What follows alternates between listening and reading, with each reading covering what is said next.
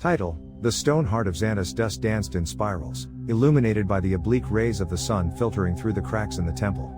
The air, dense and stale, smelled of ancient stone and something else. Something primeval and nauseating that churned Alistair Humphrey's stomach. Alistair, a renowned archaeologist, but also a man obsessed, had been searching for this place for years, the forgotten temple of Xantus, mentioned in whispers in ancient grimoires and dusty maps. Legend spoke of an idol, a stone representation of a forgotten deity, a being of immense power whose awakening would mean the end of the human era.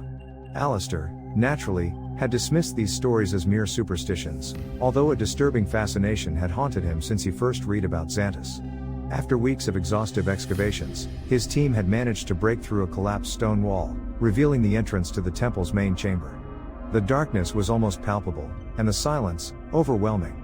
Despite the palpable apprehension of his companions, Alistair ventured into the darkness, guided by the dim light of his lantern. At first, he only saw eroded stone columns and indecipherable hieroglyphs carved into the walls. Then, at the end of the chamber, on a pedestal of black basalt, he saw it. The idol of Xantus. It was an imposing figure, carved from a dark and shiny stone that seemed to absorb light. It represented a distorted humanoid form, with elongated limbs, a bestial face, and sunken eyes that seemed to contain an infinite void. Despite being inanimate, Alistair felt a powerful presence emanating from the statue, a cold and oppressive energy that chilled him to the bone. Impressive, Alistair murmured, momentarily forgetting the fear that gripped him. He approached the idol, reaching out to touch it. "Don't do it, Alistair." His assistant Ben's voice echoed in the chamber, laden with panic. "The legends. Remember the legends." Alistair, in his obsession, ignored the warning. He reached out and brushed the cold, smooth surface of the idol. In that instant, the earth trembled. A dull roar resonated in the depths of the temple, a primeval sound that seemed to come from the bowels of the earth. The ground shook violently, causing stones to fall from the ceiling and the people present to stagger.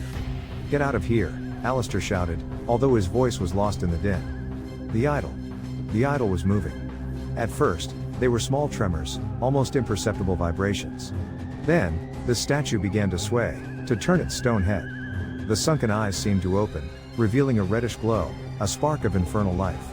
A guttural sound, a cavernous moan that seemed to be born from the rock itself, filled the chamber. "My kingdom has returned." The voice, deep and resonant, turned Alistair's blood to ice. The idol descended from the pedestal with a deafening crash, its stone limbs creaking as it straightened. It was even taller than he had imagined, a mountain of stone animated by an evil force. Panic gripped Alistair's team. They screamed and ran in different directions, trying to escape the collapsing chamber. Ben tripped and fell, landing at the foot of the idol. Alistair, paralyzed by terror, watched as the idol raised a gigantic hand, a stone hand capable of crushing mountains. Ben screamed, a scream drowned out by the sound of the impact. The earth trembled again, more strongly than before.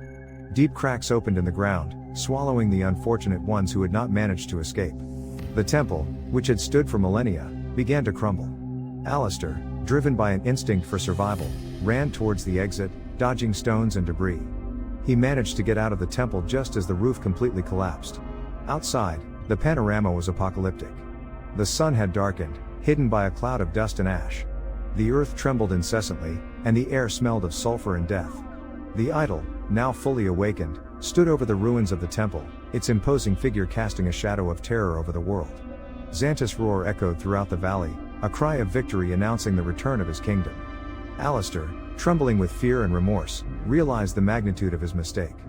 He had unleashed an evil force that surpassed his understanding, a force capable of destroying the world as he knew it. For days, the world was plunged into chaos. Devastating earthquakes ravaged cities, dormant volcanoes erupted, and apocalyptic storms lashed the oceans. Xantus, guided by an ancestral instinct, marched towards civilization, leaving a trail of destruction and death in his wake. Alistair, consumed by guilt, joined a group of survivors trying to find a way to stop Xantus. They scoured ancient libraries, consulted scholars and mystics, searching for a clue, a weakness, anything that could help them defeat the ancient demon. Finally, they found a reference to a forgotten ritual, a way to seal Xantus back into a stone prison. The ritual required an ancient artifact, the Heart of Athelred, a legendary gem that contained the power of creation.